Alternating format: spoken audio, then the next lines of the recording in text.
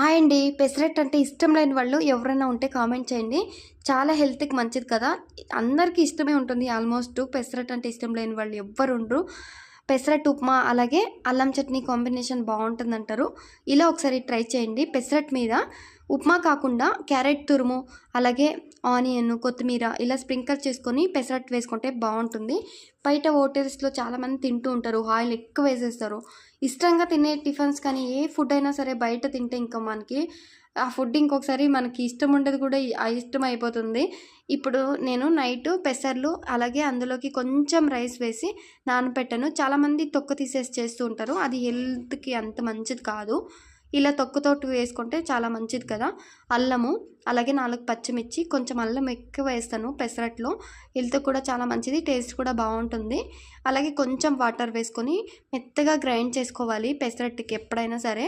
rice వేస్తాం